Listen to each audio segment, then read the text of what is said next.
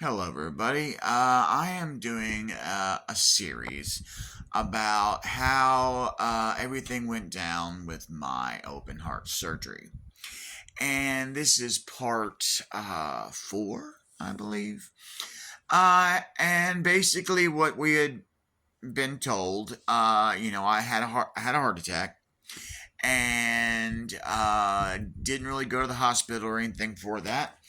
I didn't have insurance, and which was I should have gone. It was stupid. But I didn't want a big medical bill, and which doesn't matter if you're dead, right? So dumb move on my part, but it is what it is. So eventually, a few years later, I got insurance. I was having serious heart pains, and I was in congestive heart failure with the swelling in my legs and whatnot.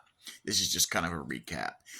And went to specialist, and they told me that after doing like an exploratory surgery thing, that I had a heart valve that was almost completely failing. 90%. They said my death was imminent. Well, open heart surgery was required. So we get into the day of the surgery, and they are basically making an incision up here, right there along my chest. And they are about 4 inches, maybe. And they are using that incision to find out if they have to crack my chest open. Well, they go in and basically, while they're trying to figure things out, my lung collapses. And they have to kind of immediately crack my chest open. And during the interval between going from here to here, because my lung collapsed, I did pass away for 56 seconds. And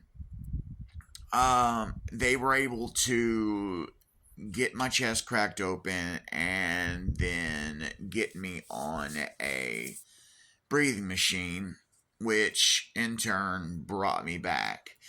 But I was gone for that 56 seconds. Now I was under before I passed away. I was under with propofol and a couple other drugs they give you for these major surgeries. And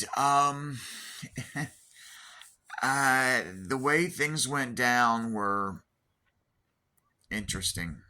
Um,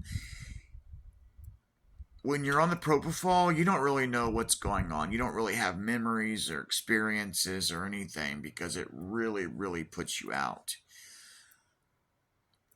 But when I did pass away, there was a transition where something happened that I remember. That something is not like you hear about in the movies. I'm not discounting those people's experiences. I'm sure what they say happened did happen to them. But my experience was not like that. It wasn't positive. It wasn't like fire and damnation. I am a staunch atheist. I don't believe in any of that. But if I experienced it, I would admit it. And it wasn't like hell, but it was definitely negative. Once this little series here is over, I might end up doing a video on exactly how that went. Yeah, it wasn't good.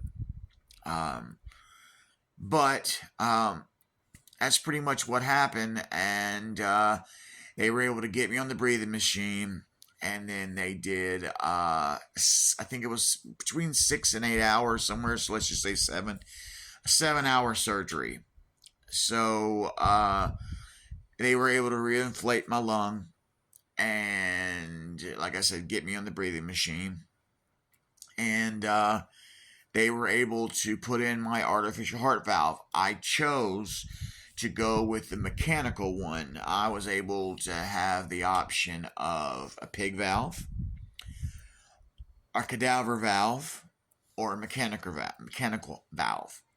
With the options of the pig valve and the cadaver valve, they only last 10 years.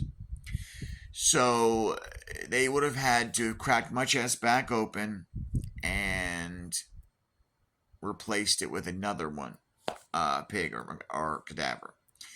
But since I chose mechanical, it's good for a lifetime. The only thing you have to do is you have to have a test every year to make sure your flow and everything, your valves and all of your ventricles and everything that's going on is flowing properly. And you have to take blood thinners. I have to take them every single day because if my blood gets too thick, the valve won't work. And I have to do a special test with a very expensive machine every day. So that's pretty much where I'm at. We're going to end that video here. I went a little longer than usual, but that was the surgery in a nutshell with all of its positives and negatives. And the positive being that the surgery, other than dying for 56 seconds, went good. The valve went in the right way, and they were able to get me patched back up and into recovery with no other problems. So yeah, 7-hour surgery, had the issue, came out okay. Now I'm in recovery. So my next video is going to be focused on the recovery and how things went from there. Thanks for watching.